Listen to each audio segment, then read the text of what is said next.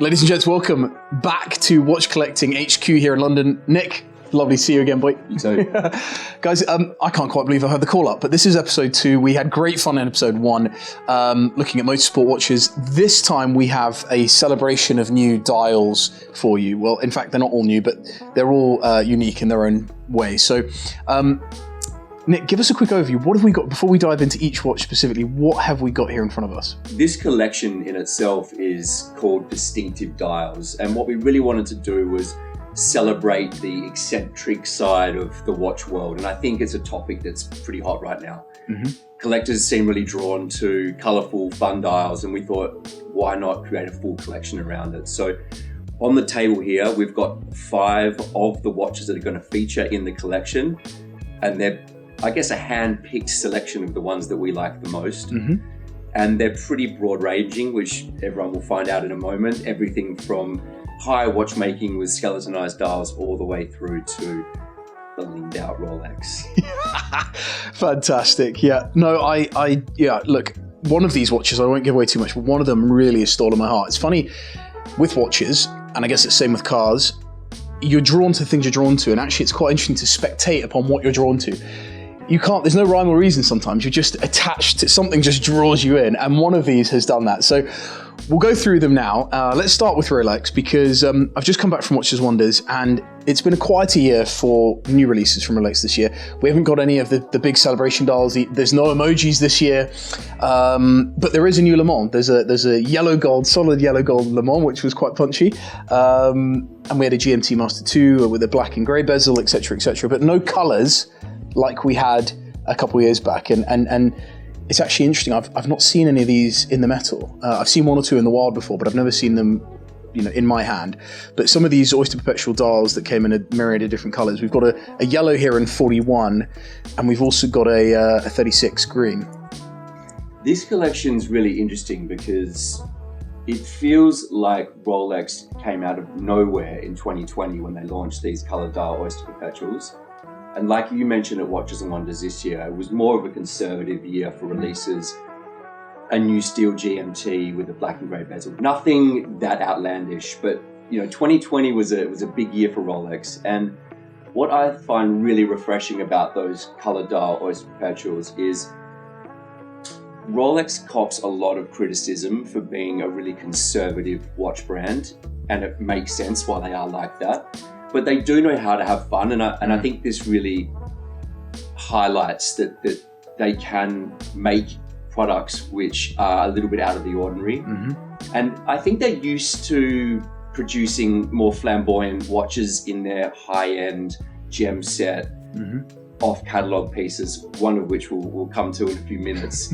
but I really like the fact that they decided, well, yeah, we're going to bring that same level of fun to our more approachable models. And clearly they've been incredibly popular because you just can't buy Oyster Perpetuals at retail anymore. And to me, even saying that sounds strange. That the core basic Rolex that used to be sitting in counters everywhere is now unavailable off the back of these coloured dials. So it's a really interesting release from Rolex, and one that everyone's really excited about. So we've got 2 in the collection.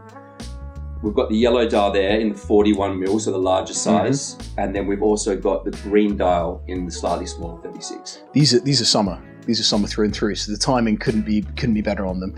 The interesting thing for me is being at the show last week. It just reminded me of the magnitude of the business. Rolex is a 10, 11 billion, Swiss franc business currently, although, expectations are that it could become a $15+ billion business with now control over its distribution with the ownership of Bucherer and others. And apparently Rolex in its own category is the most dominant out of any luxury good brand in the world. So no one else is as dominant in their category as Rolex is in the watch market. So you can't be, all guns blazing all the time. With those parameters, you've got to have the stability, you've got to have your icons, you've got to evolve, not sort of come in with a revolutionary thing the whole time. So I totally get it, and I understand where the heat comes from, but this is fun. This is where I think Rolex is at its best, and the product still in the hand is just rock solid. You could put this through all sorts, and you could be absolutely sure that it's going to keep on going. So two great ones there. What size are you? Are you 36 or are you 41 and green or yellow? I would be a 36mm fan. Mm-hmm. For me, that Rolex 36mm case is as close to perfect as you can get. Yeah. And I also think about the Explorer when I think about that case size as well. Mm-hmm. But color-wise, I'm going for yellow because I feel like if you're going to buy a color dial Rolex, let's go all out and get something bold. Yeah. It's actually worth mentioning that the yellow dials have been discontinued. Yeah. Which has made an already popular watch, hit new heights in collectability, because we're talking about a 2-year production run for that watch, which is in Rolex world very rare. We've just seen, actually, with the watch I just mentioned, the Le Mans, the white gold only running for 1 year, which people went bonkers about. So 2 years is actually still, in relative terms, nothing.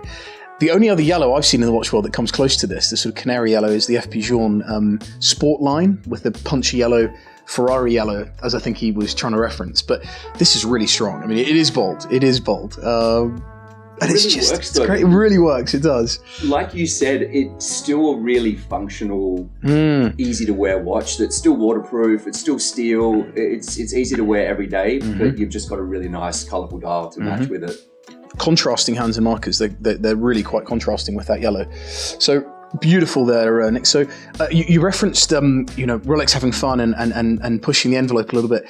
And when I saw this, honestly, I had a little bit of a chuckle because it just brings joy. It just brings joy. Now this is not an aftermarket watch. This is a stickered Rolex that was produced by Rolex in-house. It's worth noting that Rolex is a foundry, so it has its own sort of gold production element. Gem setting is of the very highest caliber. So what is this? And maybe who's going to be buying this? You'd hardly recognise that beneath all of those gems is a Yachtmaster 42, which there's a certain sense of irony there. This is a functional sports watch which has been completely transformed into this gem set blinged out watch. The Yachtmaster 42 is a relatively new watch in the Rolex stable. It's the latest rendition of the Yachtmaster line.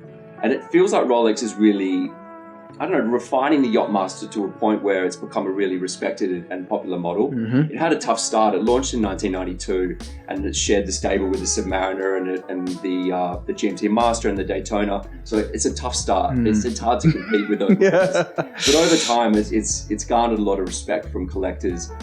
And the 42 feels like they've really refined the watch and made it its own. But this is an off-catalogue piece, so it's not available in the catalogue. It's generally reserved for VIP customers, and the off-catalogue pieces are completely decked out with gem setting and all sorts of different types of finishing. And it's really great to see the level and the quality of gem setting on those watches is so incredibly high. Rolex is considered a mass producer of watches, and they are. But they don't skimp on quality, and you can really tell when you analyse that watch closely how well it's finished. Yeah, we saw a couple of trays last week of Daytona, actually, with diamond bezels and case adornment at the show, and that whole off-catalogue world was kind of new to me. I've never been a Rolex customer, but that whole world is quite opaque, because as if buying an OP is really tough, this is a whole nother world. Trying to get one of these is a whole nother story. You've almost got to put the legwork in for at least a decade plus before you even get a chance to even consider those catalogues. It's really, really interesting. It's funny that a company that sells 1 million plus watches a year has this mysterious model line, which people don't know too much about, that's not advertised on their website, but yet if you're a well-known customer, you have access to them. So it's an interesting line. And the other thing that I found interesting about that watch, and we did talk about this with the Oyster Perpetuals as well, you've got this watch that's covered in diamonds, full pave dial, and yet it's got a rotatable timing bezel and 100 meters of water resistance, and you could essentially take it to the beach and swim in it. Yeah, I was going to say, this is the ultimate flex, isn't it? I mean, for the right person out there, someone who, quite frankly doesn't, give a toss, in the nicest possible way, this is the ultimate flex on holiday. Still doing all those things that you want to do with a sports watch. Yeah, I think Rolex does that so well. They don't sacrifice any utility when they jazz up watches like that, and I think it's a great piece. and it's still sticking. I mean, quite incredible. So an opportunity like few others really. It's not every day you get to see one of those come up for sale. Indeed. I should say the bezel, by the way, you'll see this in the film overlay, the VT, but the bezel, the way those diamonds are cut and set in that bezel is quite remarkable, to the point where even the triangle is cut perfectly to fit in. So really a spectacle of design there. Right, Nick, we're moving on to two that will probably be more of a natural fit for me anyway, for my taste. Let's start with the Lange here, because it's well known that Lange finish their watches, particularly their movements, to the same standards from the Saxonia, which we've got here, all the way up to the Lumen Datagraph Perpetual Tourbillon that we saw in honey gold, launched last week in Geneva. So an amazing brand, one that I'm a huge fan of, because really you can feel watchmaking quality in every single watch that they make. What is this we've got here? So this is a Lange Saxonia Thin. And what I find interesting about this watch is usually when you reach for a Lange, the first thing you do is flip the watch over and look at the movement, because that's what the brand is essentially known for. But this watch really demands your attention on the dial side. And it's got what Lange refer to as a gold flux dial. Now, we've both done our research into this dial, and there isn't a lot of information online about exactly how they make it. But what we do know is it's a combination of copper and glass. And the other thing that I found out about that dial as well is it has a very high failure rate. So according to Lange, for every one dial that they successfully make, 6 or 7 get discarded. So it's clearly a difficult manufacturing process, but one which has an incredible finish, almost like a starry night sky look to it. I can tell you what, there's probably a high failure rate, but there's also just this high life element to it in the metal. It's so vibrant. It's actually incredibly difficult to express how vibrant this thing is until you see it. And it does sheen off like glass in many ways. It's almost reflective in that way. It's really, really interesting. And not only did we immediately, when I saw Nick bring the watch out, we talked about the adventuring element to it, but we also noted that it featured in quite an interesting interview on Hodinkee a year or two ago, in Talking Watches episode with Mr. Jean Arnaud, who's heading up Louis Vuitton watches and Fabrique du Temps. And he really is a collector. He really is a collector, and this was one of the watches he had in there, which I felt was a real statement. This is a guy who, quite frankly, could have anything, at least not from his competition, from Tag Heuer and Bulgari and others that he owns, then to buy something from Richemont's. It's a statement. It feels like a real endorsement for that watch. And I think that Lange is a very well-respected brand in the watch industry as a whole, because they really don't skimp on anything. And like you said, from the Saxonia all the way up to their high complications, every watch is made with the same attention to detail. Couple of things that I've noted on it. So it's white gold, it's 39mm, so kind of perfect for most wrists. That's my sweet spot. Of course, it varies from person to person depending on what you like size-wise. Hand-wound caliber really does fit the case back beautifully, and in traditional Lange form, it's in German silver, which sort of has this beautiful aged look to it, despite this being a fairly new watch. I love that contrast, and the winding process is just buttery smooth. I mean, every interaction you have with it. I think it's hard to fault Lange on the movement side of things. They're well regarded and considered to be of the finest serially produced movements in the world. And it takes one glance at the movement through the sapphire caseback to understand the caliber. And everyone appreciates that freehand engraving of the balance cock, which is a signature of the Lange brand. And you've got this glasuta striping, which is sort of specific to the region in which they come from, just out of Dresden. It's just a joy. It's an absolute joy. And for me, actually, sometimes things don't need to be super complicated to be the very best. In my mind, a Saxonia Thin or a Lange 1 actually is not the most complicated, the most over-the-top model that they make, but actually the legibility on this is just a joy. And I can promise you, whoever does end up snagging this, it's going to be a great conversation watch. It'll be one that people will want to talk about, which is not necessarily always the case for Lange. For all of their pros, it's not naturally a watch that draws attention. In fact, I would say most of their watches are ones that sort of sit quietly in the background of a room and not scream and shout, whereas this is much louder in that respect. So it'll be a conversation piece. It's nice that gold flux can almost look black in some lights, and then when it captures the light, it just starts to light up from certain angles. So it's nice. I'd say it's a subtle flourish on that dial, which isn't too in your face, but just has the right amount of punch. Yeah. Guys, there we go. Like Saxonia Thin flux dial, absolutely beautiful white gold case. And right, the last one, Nick, for today. It's a watch that yes, I have to confess, immediately when I saw it, I was hooked. Now, please don't bid on. No, please do bid on it. Please do bid on it. But I might well be joining you because it's that good. It's a Reverso. It's to me immediately, not knowing a great deal about the watch, but immediately I thought that it was sort of neo vintage, late 90s, early 2000s. But what it really is at its core is it's fine watchmaking. It's fine watchmaking. I don't know if you can hear that winding mechanism, but again, just absolutely crispy clean. And the base plate of the watch itself and all the elements of the watch are actually hand engraved. I mean, this is what people pay the big bucks for a watch. People often say, but why is that watch so much? Well, to me, it's always, well, you're paying for brand equity in some respects, but you're also paying for the time that someone spent actually decorating a watch. And this is hand engraved. It's a special watch, this. Jaeger LeCoultre Reverso is a very well-known and talked about watch in the industry. Everyone's familiar with that Art Deco case shape. But this example is something really special. One, because it's the first ever Reverso to be made in platinum, one of 500 pieces, and I believe it was launched in 2001. But the skeletonized dial is sublime, and it's hand engraved. So even though it's one of 500, every single watch is unique because it's freehand engraved. And when you look at the movement architecture, you begin to understand why JLC is so well respected in the industry as a whole. And one thing I would say about sort of skeletonized or open work dials is that the legibility sometimes suffers, as it sometimes does with complications. When you get more and more dials on the watch, you sometimes lose legibility. But these hands are blued, thermally blued hands, and they're sort of leaf, very delicate, very elegant leaf hands. They really stand out on this dial, which, as you've touched on, and what the whole series really celebrates, is this idea that you could spend hours of your day sometimes just glancing at the dial of your watch, and that's what kind of keeps you coming back for more.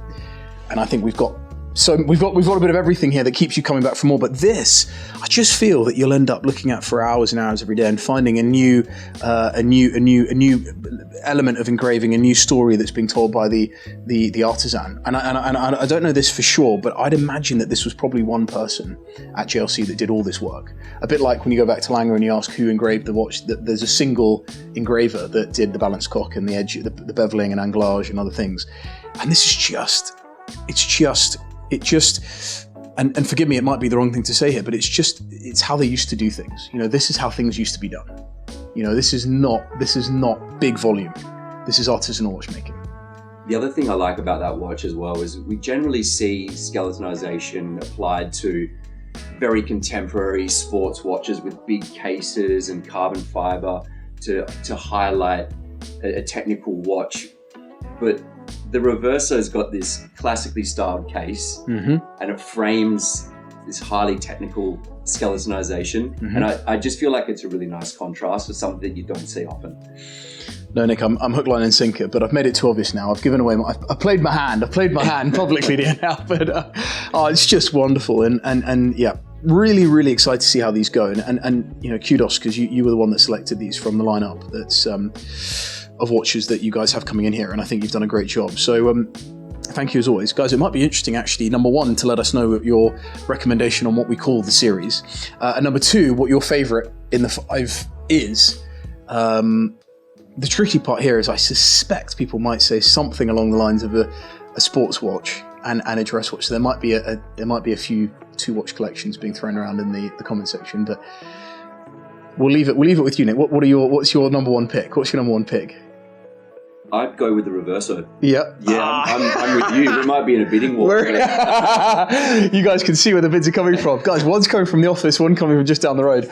Oh, God. Nick, listen, thank you so much. Always a pleasure. And, really excited to see how these go. And until next time, Indeed. Catch you soon. Indeed. Thank you guys for joining as always. Please like and subscribe to the channel. We were kind of taken back by the response to that first episode. So we'll keep them coming as long as you keep watching. So thank you very much. Thanks a lot.